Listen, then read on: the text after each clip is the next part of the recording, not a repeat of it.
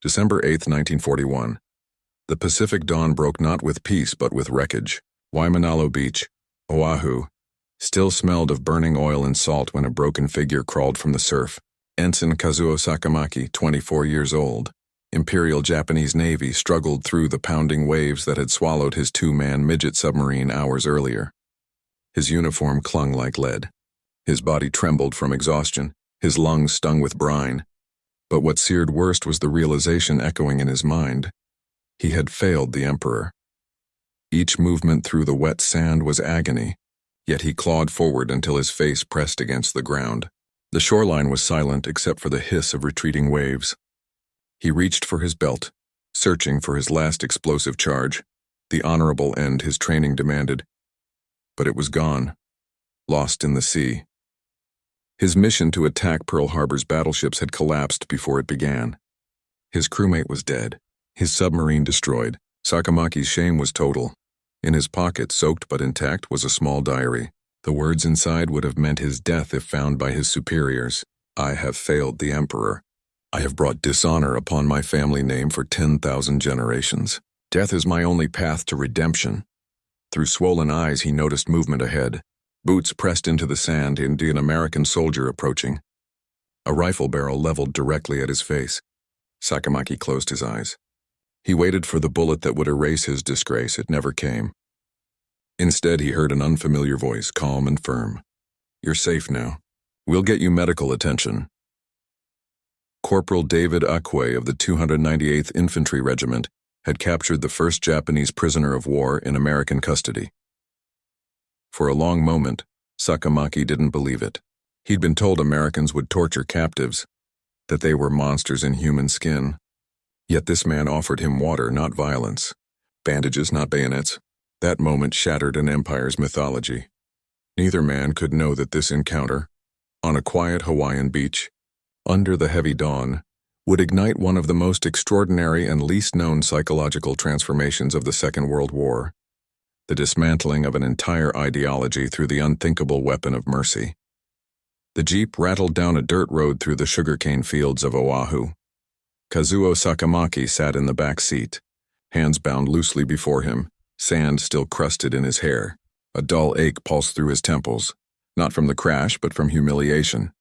In the distance, smoke from Pearl Harbor still curled into the morning sky like a dark flag of triumph.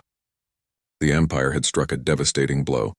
Yet he, the son of a proud naval officer, sat in enemy custody, alive, when he should have been dead. The American soldiers beside him spoke in short, calm bursts. He didn't understand the words, but the tone disoriented him. There was no hatred, no shouting. One soldier offered him a blanket. Another passed him a canteen. Their gestures were cautious but kind, small mercies his military instructors had sworn Americans were incapable of.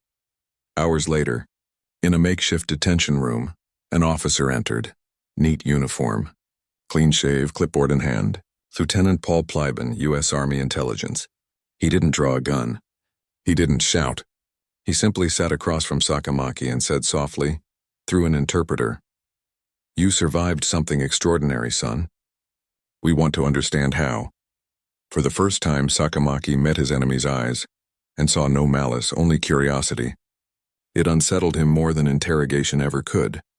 When Pleiben asked about his submarine, Sakamaki's answers faltered between loyalty and confusion. He'd been trained to resist, to die before dishonor. Yet he was alive, and this enemy treated him not as a beast, but as a man. That night, lying on a cot under a thin army blanket, he stared at the ceiling, haunted by the image of Corporal Akwe's face, the face of a man who'd offered compassion to a sworn enemy. He thought of his mother, his home in Awa. Would she ever know he still lived? Or would Japan already have erased his name, declaring him dead to protect national honor? Unbeknownst to Sakamaki, Tokyo had done exactly that. His capture was suppressed, his family informed of his glorious death. To the Japanese Navy, the first prisoner of war did not exist. But in America, his story had just begun. A symbol of shame in Japan would become, in the hands of his captors, a living experiment, one that would expose just how fragile the Empire's moral armor truly was. In early 1942, A Navy transport ship cut through the cold Pacific toward San Francisco. Below deck, in a small steel compartment, Ensign Kazuo Sakamaki sat alone. No rank insignia, no flag, just the endless hum of the engines. Through the small port window, he could see nothing but gray sea. It was the first time he had been separated from his country, his command, his emperor's reach. For a man raised to believe Japan was the center of the world, the horizon now felt infinite and terrifying. He was fed well. Too well, in fact. White bread, boiled eggs, coffee, luxuries unthinkable for a captured soldier. At first, he refused them. He'd been trained that kindness from the enemy was a weapon, that compassion was deception. But hunger has a way of softening defiance, and by the third day, he ate in silence, the taste of defeat blending with the strange comfort of warm food. When they arrived at the dock, the air stung colder than anything he'd known. American civilians lined the streets, watching curiously as he was escorted off the ship. Not one threw a stone. Not one spat. Some even looked at him with something resembling pity. He didn't understand it. And perhaps neither did they. Sakamaki was transferred to Camp McCoy, Wisconsin, a sprawling compound surrounded by snow and barbed wire, filled not with cruelty but with routine. Guards greeted prisoners by name. Doctors checked their wounds. Chaplains offered books in Japanese. It was, in every way, the opposite of what Japanese propaganda had promised. He watched other prisoners arrive. Airmen shot down over the Pacific, sailors rescued from sinking destroyers. At first, they refused to speak to him, believing he had dishonored the emperor by surviving.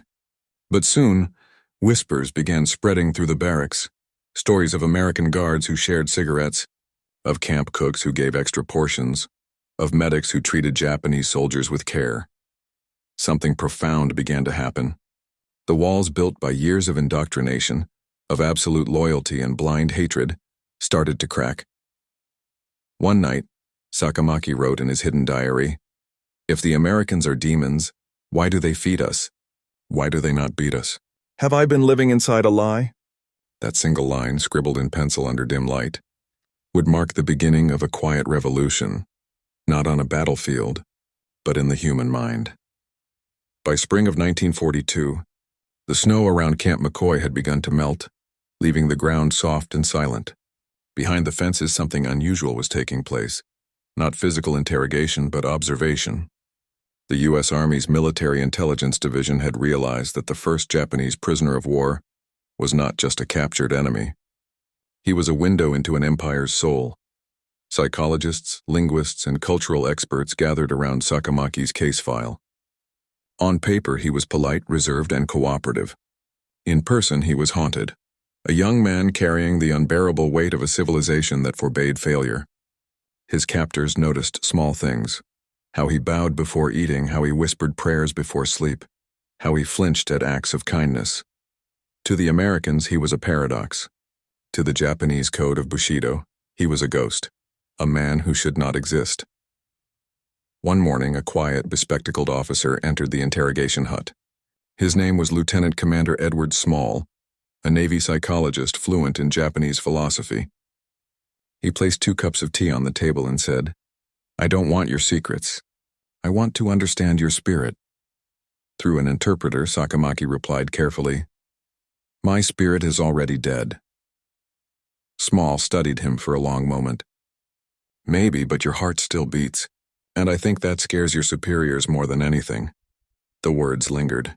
No shouting, no threats. Just quiet understanding. For the first time since his capture, Sakamaki felt seen, not as a warrior or a failure, but as a man. Weeks passed. Small's team noted changes in Sakamaki's behavior. He began helping American staff organize Japanese documents. He smiled faintly when guards greeted him. He even corrected mistranslations to ensure accuracy, an act of cooperation unthinkable for an Imperial soldier. Meanwhile, the report sent back to Washington described something profound. The Japanese sense of honor appears built on illusion, a faith in death over dignity, pride over compassion.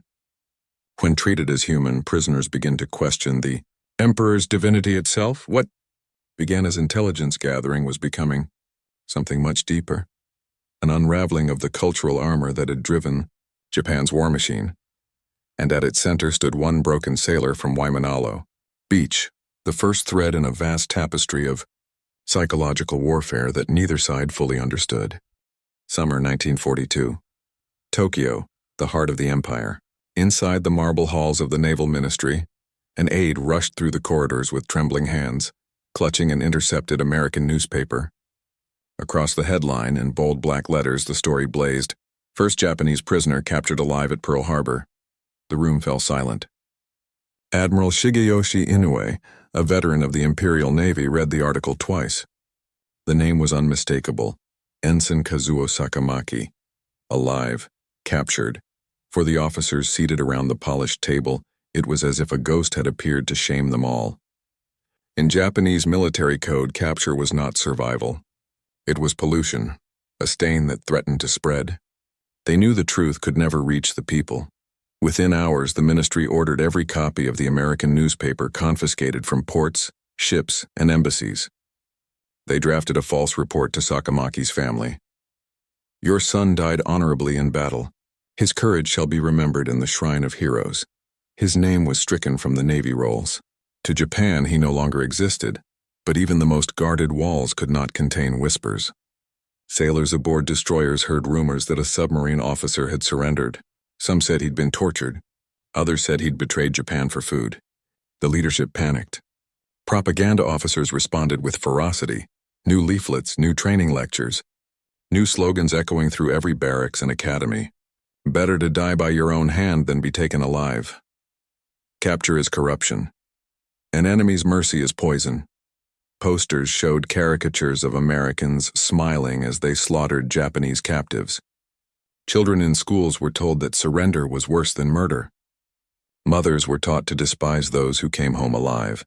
And yet, in the quiet rooms of Camp McCoy, the man at the center of the storm sat reading an English primer, tracing each letter slowly with his finger. He was learning words like peace and forgive. The empire that erased him was now fighting shadows of its own creation, terrified not of his betrayal, but of his survival. For Kazuo Sakamaki, life had become rebellion without intent. Every breath he took in an American camp was a quiet act of defiance against the myth that bound his nation's soul. Autumn, 1942. Deep within a Washington, D.C. intelligence annex, a classified report was laid on the table. Stamped in red ink across the cover, "Confidential subject, Japanese mindset." Across its pages were observations from Camp McCoy, translated diary fragments, interrogation transcripts, and behavioral notes from one man. Kazuo Sakamaki, Colonel Sidney Mashbeer, head of the psychological warfare branch. Read the words carefully. "This prisoner's shame at survival exceeds his fear of captivity. The Japanese soldier is not driven by cruelty, but by conditioning. To destroy his will to fight, one must first destroy the illusion of divine purpose." Mashbeer set the report down. "Gentlemen," he said, "we are not fighting men. We're fighting myths." That statement would redefine how America understood its enemy. For the first time in modern warfare, the battlefield was not only land, sea, and sky, it was the human conscience. Sakamaki's quiet transformation became a study model. Analysts mapped the stages of his psychological unraveling, the conflict between obedience and compassion, pride and shame. They realized something profound. The more humanely he was treated, the more his loyalty to the emperor fractured. One officer wrote in the margins, "Kindness, when unexpected, is the most destabilizing weapon." Soon, the U.S. launched a secret project, the Pacific Morale Analysis Program. Its mission, to learn how Japanese soldiers thought, feared, and broke. They interviewed missionaries, scholars, and even Japanese Americans who had studied in Tokyo before the war. Together, they built a psychological portrait of an empire that worshipped death, yet feared dishonor more than pain. And at the heart of their research stood one forgotten name, Ensign Sakamaki, a man who had unknowingly become the cornerstone of America's psychological campaign. Back in Camp McCoy, he had no idea the papers written about him were being read by generals and strategists across the Pacific. He simply tended the small garden behind his barracks, finding peace in the rhythm of growth, the first peace he had ever known. While Tokyo erased his existence, Washington was building its next weapon from it, the weapon of understanding. By early 1943, a new kind of weapon was taking flight across the Pacific. Not a bomb or a bullet, but a piece of paper. From the bellies of B-24 bombers, millions of leaflets tumbled through the tropical air, fluttering down over jungles, beaches, and island fortresses. They landed on helmets, drifted into trenches, and caught on the edges of bayonets. The messages were simple and lethal to the spirit. You are not forgotten. Surrender is not shame. The Emperor does not bleed for you. For the first time, the United States was using cultural insight as a weapon.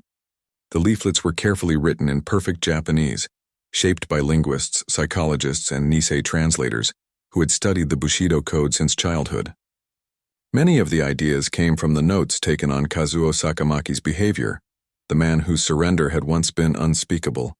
The strategy was subtle. Don't attack the body, attack the belief.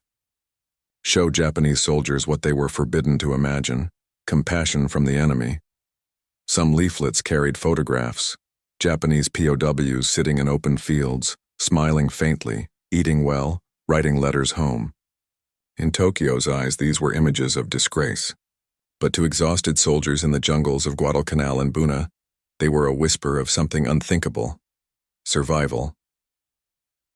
At first, commanders ordered the leaflets burned. Touching one was treason. Reading one was heresy. But they spread like wind, passed secretly between the desperate and the wounded. One captured Japanese private later admitted, "I was told Americans were devils." But the man in the picture looked happy, alive. I could not stop thinking, and could that be me? Behind the front lines, U.S. intelligence officers documented the results. Entire units began surrendering without fight. Prisoners spoke of the same haunting thought. Maybe the Emperor lied. Kazuo Sakamaki, still tending his garden in Wisconsin, knew nothing of it. Yet his quiet existence, his survival, had become the ghost haunting Japan's conscience. The empire had built itself on the worship of death. Now, through the soft whisper of mercy, the idea of life itself was becoming the enemy. Spring, 1943. Somewhere in the South Pacific, a faint voice crackled across the airwaves. It was soft, hesitant, and unmistakably Japanese. "This is Private Matsuo, formerly of the 144th Regiment. I was captured by the Americans. I am alive, I am well. You were lied to. They do not kill prisoners. They treat us as men." For the soldiers crouched in muddy foxholes across New Guinea and the Solomons, the sound was surreal.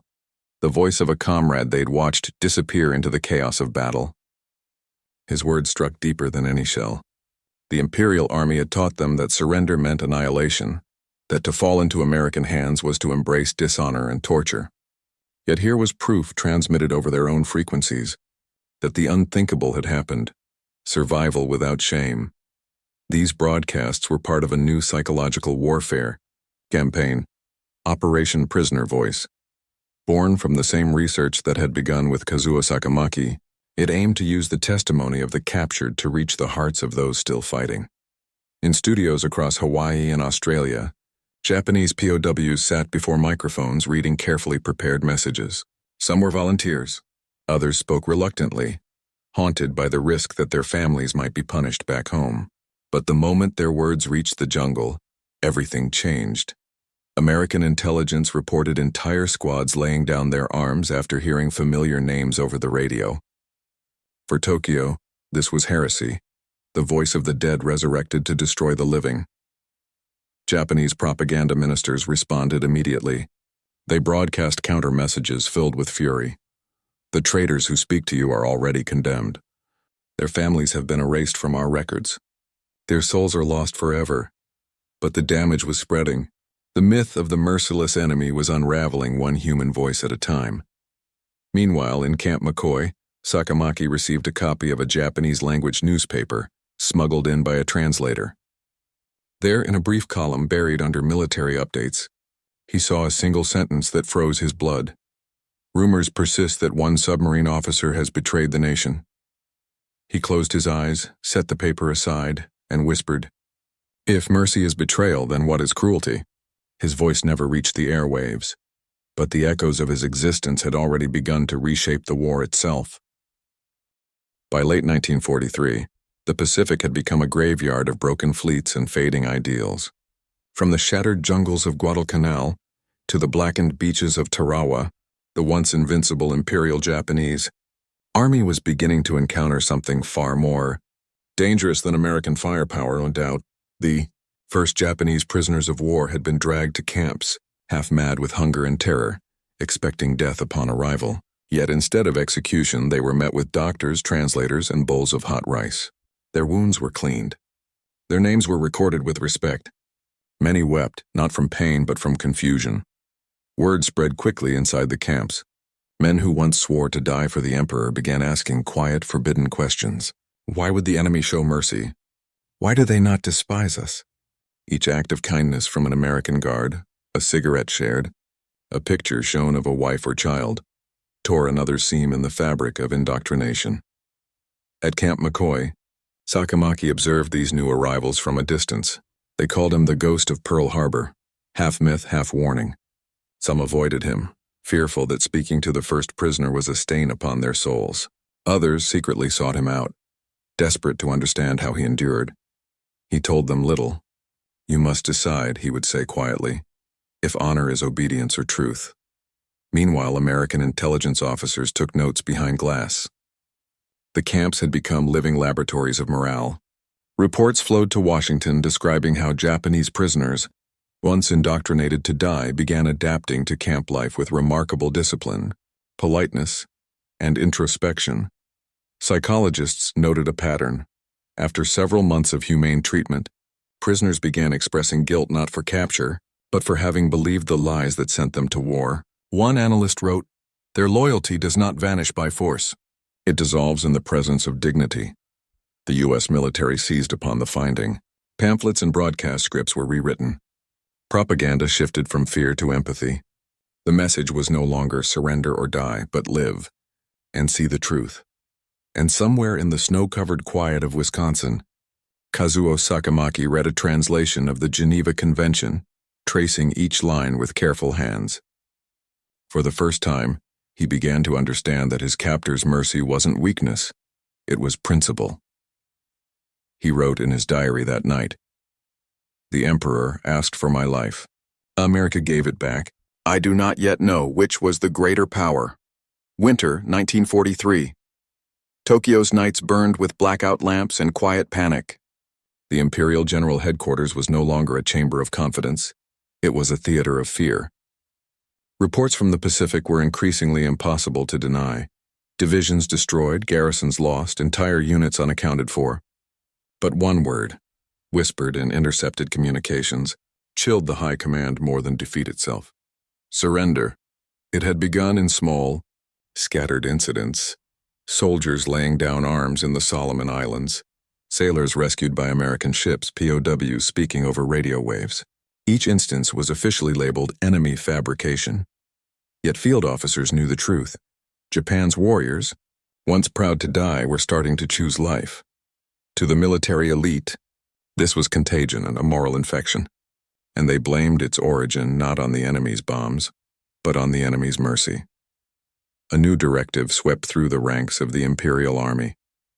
Death before surrender is not a choice. It is an order. Commanders were authorized to execute any man suspected of hesitation. Civilians were told that even uttering the word prisoner was treason. Entire regiments were forced to watch public suicide staged as examples of loyalty. In classrooms across Japan, teachers held up pictures of smiling POWs, the same images dropped by American leaflets, and spat on them before their students. "These are not men," they declared. "These are ghosts who have abandoned the Emperor's light." The propaganda machine went into overdrive. Radio Tokyo denounced captured soldiers as rotting spirits. Families of POWs were ordered to hold mock funerals, erasing their sons from memory. The cult of death, once an unspoken ideal, was now government policy. But repression could not silence every whisper.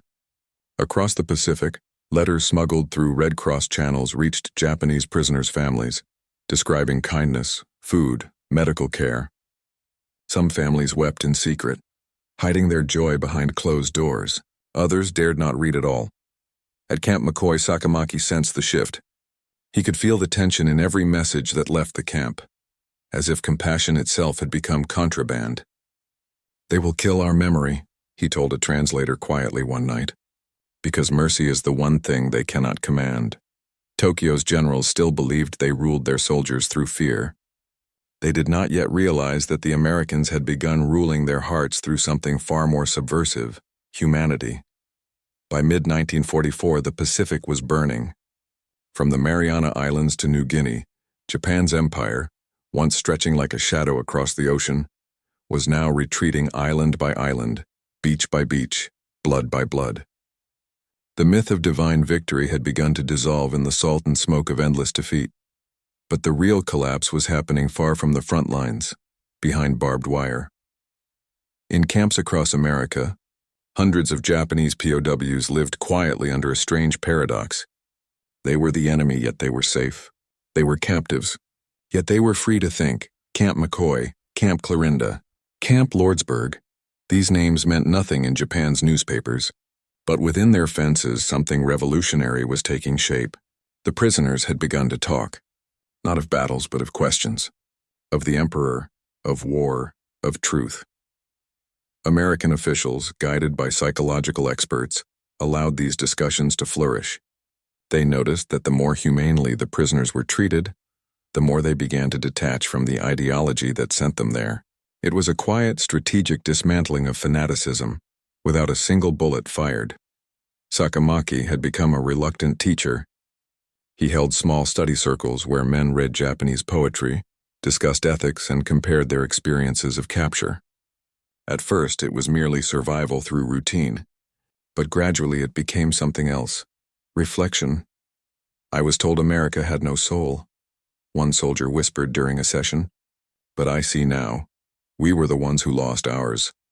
Others began to write letters begging their families to surrender if the Americans ever reached Japan. Some even volunteered to help translate surrender leaflets or broadcast messages to their former comrades. American intelligence seized the opportunity. Under the guidance of psychologists like Captain John C. Pelham, a special project began, using POWs to record radio appeals urging Japanese soldiers to surrender humanely. Their voices, calm, sincere, undeniably Japanese, carried over Pacific frequencies. And somewhere on Saipan, an infantryman, starving and terrified, heard one of those broadcasts. He froze. The voice sounded familiar. His brother, perhaps. His neighbor. Someone alive speaking from beyond shame. He lowered his rifle and whispered into the dark.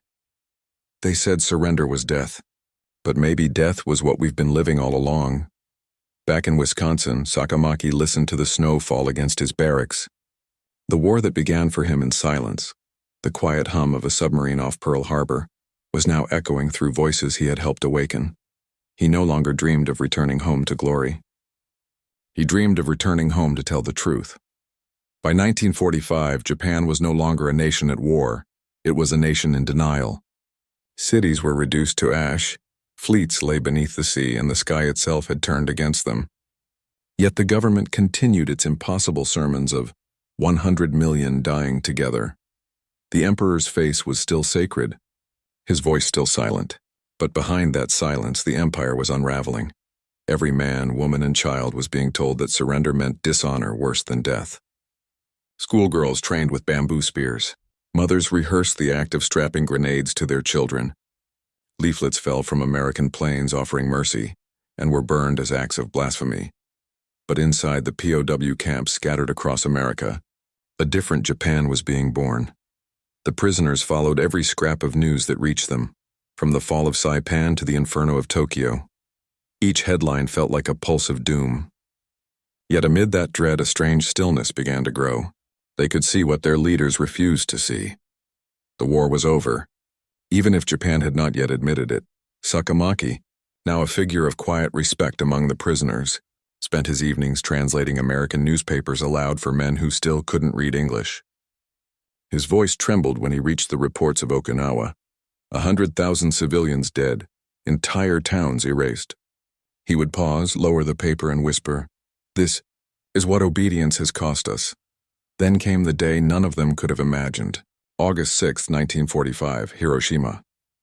The camp fell into stunned silence. No one believed the first reports. A single bomb, they said, had destroyed an entire city. Sakamaki pressed his palms together in disbelief. "If this is true," he said quietly, "our gods have abandoned us, or we have abandoned them." 3 days later, Nagasaki vanished in another flash. The men did not speak for hours. Some wept, some prayed. A few stared at the ground, whispering that it was better to die than live in a world where the sun itself could kill. And then, on August 15th, the impossible happened. A radio was brought into the camp hall. The guards turned up the volume. From across the Pacific, a trembling, unfamiliar voice spoke. The Emperor himself. For the first time in history, Hirohito's voice reached his people. He did not say surrender. He said, endure the unendurable. But every man listening knew what it meant. Japan had fallen. The war was over. Sakamaki closed his eyes. For 4 years he had carried the weight of being the first to fall, the shame of survival. Now the entire empire had joined him. The prisoners sat in silence, the same silence that had filled the seas the night he was captured off Pearl Harbor. But this time it wasn't the silence of fear. It was the silence of awakening. The war ended, but for men like Kazuo Sakamaki, peace did not begin. In September 1945, the gates of the American camps opened. Buses lined up in quiet rows, engines humming beneath the weight of thousands of returning prisoners. Guards shook hands. Translators bowed. There were no speeches, no celebrations. Only the echo of boots stepping toward ships that would take them home to a land they barely recognized. Sakamaki stood among them, thinner, older, yet somehow more human than he had ever been. The guards who once watched him now saluted him, not as an enemy but as a man who had endured history itself. One officer slipped him a small package, a Bible and a note that read, "For the first man who chose life." The voyage back across the Pacific was heavy with silence. Some men spoke softly of families, others feared they had none left. Every wave seemed to whisper of those who never came back, of those who chose death rather than capture, believing death was nobler than breath. When Sakamaki's ship reached Japan, he saw his homeland for the first time in 4 years, and could barely recognize it. Entire cities flattened. Train lines cut through fields of rubble, children scavenging among ruins where temples once stood. Reporters waited on the docks, hungry for the story of Japan's first prisoner. They shouted questions, their cameras flashing like gunfire. "Do you feel shame?" one asked. "Do you still serve the emperor?" another demanded. Sakamaki said nothing. He simply bowed and walked away. He returned to a country that did not welcome him. Neighbors turned their faces. His family, relieved yet conflicted, whispered that his survival was a disgrace.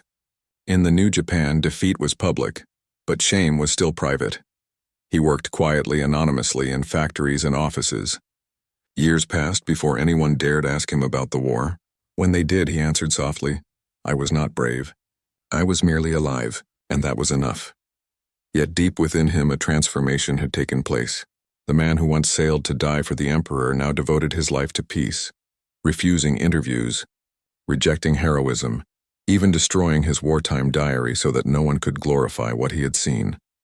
In time, he would rebuild a quiet life, working for Toyota, traveling abroad, shaking hands with Americans who once called him enemy.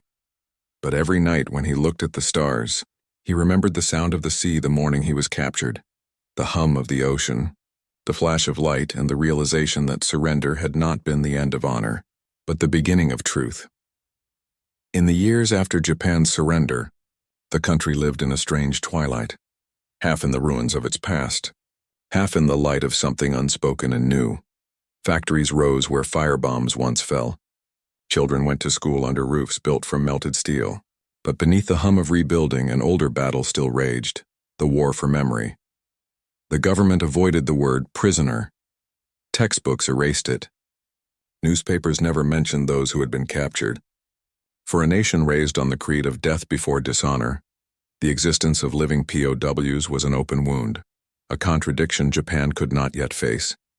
And yet, their silence began to speak. Men who had returned from American camps did not preach, did not protest. They simply lived, quietly, decently, in ways that confounded the old myth. Some worked in factories that would one day export cars and electronics to the very nation that had defeated them. Others taught children not about victory, but about understanding. Kazuo Sakamaki was among them, the invisible architect of a moral revolution. He never gave public speeches. He never sought forgiveness. But his presence alone carried the weight of a truth that Japan had tried to bury. When his son once asked why he had not died in the war, Sakamaki replied, "Because someone had to live, to remember what dying for an idea truly means." By the 1960s, as Japan's economy soared, historians quietly began to revisit the stories of POWs. They found records of American kindness, photographs of Christmas dinners in Wisconsin camps, handwritten notes exchanged between guards and captives. The discovery shocked the post-war generation, not because it showed cruelty, but because it showed compassion where they had been taught to expect vengeance. That revelation reshaped Japan's moral compass. The concept of honor through humanity, once unthinkable, began to seep into its national consciousness.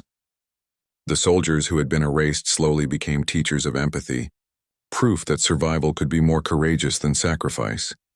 And in this quiet moral revolution, Sakamaki stood as a symbol not of defeat, but of rebirth. The man who had been labeled a coward in 1941 had become, without ever saying it, the first Japanese to discover that dignity could exist even in surrender, and that truth, no matter how long it is suppressed, will always return when the world is ready to listen. He had become the bridge between the Japan that worshipped death and the Japan that chose to live. Time, that unrelenting general, marched on. By the 1980s, Japan was unrecognizable, a land of neon lights, high-speed trains, and cities rebuilt from ash. The world now looked to Japan not as a conqueror or a victim, but as a symbol of rebirth. Yet somewhere far from the glare of Tokyo's skyline, an old man lived quietly, refusing interviews, ignoring anniversaries, and never speaking the words Pearl Harbor. Kazuo Sakamaki had carried the war inside him for more than 60 years. He did not attend veteran reunions. He did not appear in documentaries. When journalists found him, he turned them away with a polite bow. "The past," he would say softly, "belongs to the dead. I am only here because I was spared." He spent his later years in education and engineering working for Toyota, building not weapons but machines of movement, of peace. In the company halls, few knew that the quiet man with the careful smile had once been Japan's first prisoner of war. But those who did know said there was a gravity about him, an unspoken serenity. He carried no bitterness, no pride, only understanding. In 1991, on the 50th anniversary of Pearl Harbor, Sakamaki was invited to Hawaii for a memorial service. For days he wrestled with the decision. Finally, he accepted, not to honor the war, but to close it. When he arrived, American veterans approached him with open hands. Some had fought on that morning in 1941. Some had lost brothers. Yet they greeted him not with hatred, but with warmth. One former sailor took his hand and said, "You survived what we all had to learn. That war makes monsters of good men." Sakamaki bowed deeply, tears in his eyes. For the first time in half a century, he spoke publicly of his capture. His voice shook, but his words carried the weight of peace. "I was the first to fall, and perhaps by falling I was the first to see that peace is the only victory worth living for." He passed away in 1999, quietly, as he had lived.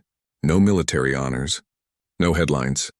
Just a man who had finally made peace with the sea that had once taken everything from him. But history remembers him differently now. Not as a prisoner, but as a mirror. Through his silence, Japan learned to listen. Through his shame, Japan found humility. And through his survival, the world learned a truth buried beneath every uniform, every flag, every war, that the bravest act on any battlefield is not to die for one's country, but to live long enough to change it.